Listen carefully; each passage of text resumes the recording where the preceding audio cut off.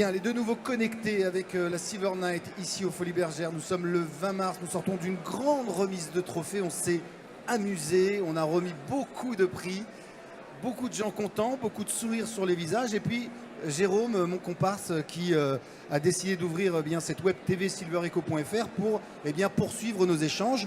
Donc je vous connais évidemment, mais je voudrais laisser le soin à mon camarade Jérôme Pigné de la silvereco.fr de vous présenter, à commencer par Agnès Gepner. Agnès Gepner de la société Incisive qui s'occupe de tout ce qui est soins dentaires à domicile, mais on va parler d'une offre qui s'ouvre encore plus aux maisons de retraite. Et Pierre Mérigot. Pierre Mérigot, c'est le directeur d'Autonome Lab. On se connaît depuis longtemps et ils sont très innovants. Ils travaillent principalement dans l'innovation et dans une logique de living lab. Alors pour vous, je dirais le dada du quotidien, c'est la santé quand même. Vous, c'est la santé dentaire. Vous, c'est quelle santé? La santé en général. En fait, l'objectif, c'est une meilleure qualité de vie des personnes âgées ou des personnes en situation de handicap. Et ça passe forcément par aussi un examen de ce que sont les besoins en matière de santé. Est-ce qu'on est bien loti en France? Parce qu'il y a beaucoup d'entreprises, la Silvereco innove énormément. Et pourtant, on a le sentiment quand même que ça avance péniblement. Est-ce que c'est vrai ou pas? J'aurais tenté de dire que je partage un peu le point de vue qui est que des innovations, en fait, on n'en manque pas. Je crois qu'il y a une difficulté aujourd'hui, c'est comment ces startups en particulier qui sont positionnées aujourd'hui sur la e-santé, parce que nous, c'est plutôt la santé à domicile dont on traite aujourd'hui, passe aussi un peu un autre cap qui est celui de la généralisation. C'est-à-dire, elles sont, pour certaines, il faut les accompagner à aller aussi sur le marché de masse. Et là, c'est un peu ce qu'on a engagé, nous, en accompagnant une démarche qui avait été financée par la Caisse des dépôts, qui était de repérer ce qui marche et d'essayer de le porter à une autre échelle. L'objectif, il est simple, c'est servir le plus grand monde et bien sûr aussi s'assurer qu'il y a un véritable marché. Je le dis souvent, un besoin ne fait pas un marché. Ah, mais est-ce qu'un marché fait un besoin? Non, je plaisante, évidemment, je plaisante. Agnès Gepner, Incisive. Alors vous êtes plutôt spécialisé sur le dentaire. Là aussi, il y a d'énormes problèmes et ça fait quelques années que vous essayez d'accompagner votre entreprise pour apporter du service.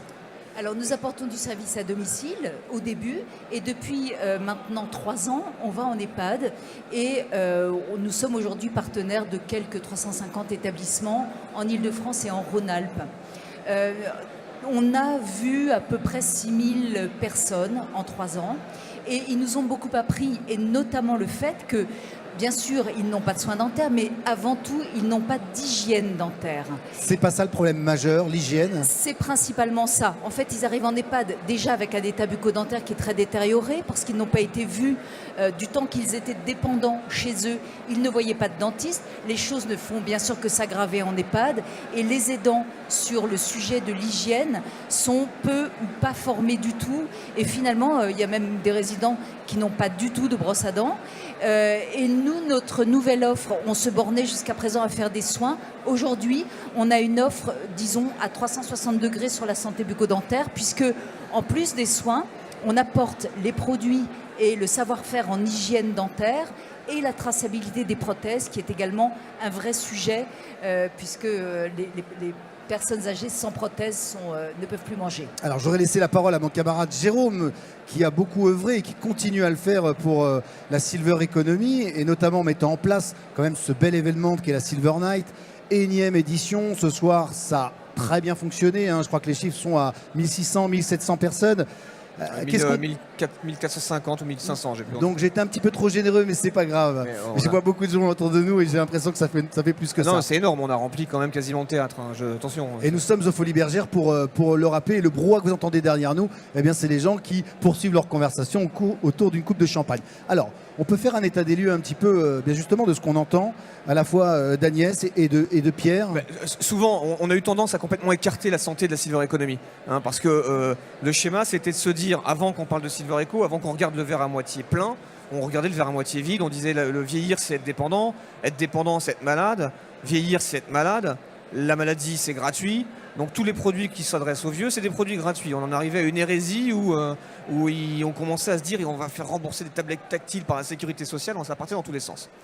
Et fort de cette réaction-là et de cette analyse-là, tout le monde s'est dit non, mais c'est pas la santé qui nous intéresse. Et la silver economy, quand elle est née, elle a complètement mis de côté la santé. On dit non, on ne veut pas la regarder, la santé, c'est pas intéressant puisque on regarde pas les EHPAD, on regarde pas la dépendance.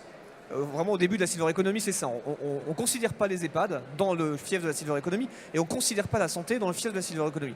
Ça appartenait à d'autres ministères aussi, c'est peut-être un petit peu pour ça. En tout cas, il y a eu cette analyse-là.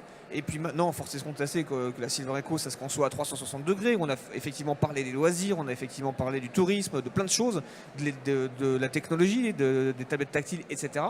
Et on revient un petit peu en arrière par rapport, et ce n'est que justice par rapport à la logique, où enfin on commence à reparler de santé, on réinsère, ça fait longtemps avec le CINERPA avec qui on travaille, qu'on parle également des maisons de retraite, et ça fait partie de la silver economy, tout ça. Donc il faut pas, à un moment on avait presque peur, j'ai l'impression, de parler de santé en silver eco. Faut oser en parler. Alors qu'est-ce que vous rencontrez comme problème? Parce que c'est peut-être le moment d'en parler, Pierre et Agnès. C'est bientôt les élections présidentielles, bientôt il va y avoir un nouveau président. Qu'est-ce qu'on peut lui dire? Déjà, on ne rencontre pas de problème. Enfin, c'est simplement, comme le dit Jérôme, les choses. Peut-être qu'on s'y est. En fait, sur le sujet de la silver economy, on n'a pas choisi la bonne entrée. En fait, tu le disais très justement, peut-être parce qu'on avait aussi ciblé une catégorie de population déjà très dépendante, qui relève plus de la solidarité nationale que véritablement de l'économie de marché. Aujourd'hui, en fait, on voit qu'on a fait un parcours aussi qui nous amène à parler, à mieux cibler peut-être les aidants, à cibler d'autres publics. Aujourd'hui, on a 40 ans ou 20 ans, on peut être aidant. Ça veut dire qu'on peut consommer pour s'assurer ça se qu'effectivement... démocratise? En tout cas, il faut que ça se démocratise. Mais nous, on prêche depuis 10 ans pour ça. On a une approche qu'on dit totalement design for all. On ne construit pas de choses pour les personnes âgées. On construit des produits, des dispositifs qui peuvent trouver aussi une application, un écho, moyennant une certaine adaptation chez des personnes âgées qui l'utilisent, qui sont de plus en plus formées au numérique. Vous êtes d'accord avec ça, Agnès? Oui, nous, ce qu'on a rencontré, le principal obstacle, c'est en fait que la culture, c'est que ce soit le patient qui aille vers le soin. Nous, ce qu'on fait avec Incisive, c'est faire aller le soin vers le patient. Et en fait, on n'a pas cette habitude-là sur le plan culturel. Donc, on se heurte aux obstacles inhérents les agences régionales ne connaissent pas notre modèle, la Sécu. Est-ce qu'elle vous écoute au moins? D'une seule oreille. D'une seule oreille. Bouchée. Et si l'autre est bouché en Bouchée, plus, ça doit être c'est affreux, ça. ouais. J'imagine. Mais j'attends qu'on soit plus âgé. Ça ira mieux. Hein, on comprend plus facilement les choses. Voilà. Allez, un dernier mot. Juste pour dire qu'en fait, ça bouge quand même, parce que vous voyez, nous, Autonome Lab, on a deux financements à part égale, c'est Région pour l'innovation et ARS. Donc c'est bien que l'ARS aussi progresse en finançant l'Agence régionale un de Living santé. Lab, quoi. On est bien d'accord. Allez, le mot de la fin. Moi, j'aimerais le laisser à Agnès Incisive, parce que tu as parlé de l'offre en EHPAD, dont tu m'avais présenté, mais il n'y a pas que ça. Il y a la traçabilité, tu en as parlé, oui. Mais il y a aussi un volet formation, il y a aussi un volet de livraison de produits d'hygiène bucco-dentaire qui vient compléter complètement l'offre et qui fait qu'il y a une vraie valeur ajoutée. Donc, et je souhaiterais, en conclusion, quand même que tu présentes l'ensemble du package, parce que, de mon point de vue, il ne peut se concevoir que comme un package. Alors c'est effectivement une offre globale qui est très innovante parce que pour l'instant ça n'existe pas, qui fait que le résident, on va s'occuper de sa santé bucco-dentaire intégralement. Donc on va lui livrer chaque trimestre ces trousses d'hygiène qui sont adaptées à son statut bucco-dentaire. On va marquer ces prothèses pour les retrouver dans l'EHPAD lorsqu'elles sont perdues et les identifier. Et on va le soigner 2 fois par an à domicile dans l'EHPAD. Et on va bien sûr former le personnel à l'hygiène dentaire. Très bien. Allez, un dernier mot, Pierre, car nous devons rendre l'antenne. C'est comme ça. Et oui, c'est la coupure pub. Merci. Bien, allez, il est temps de nous quitter, de nous retrouver dans une prochaine émission sur la web TV de la silvereco.fr. Merci à tous les trois d'avoir participé à cette émission et d'avoir permis de faire avancer la silver economy à votre façon et avec vos projets. Merci. Merci aussi.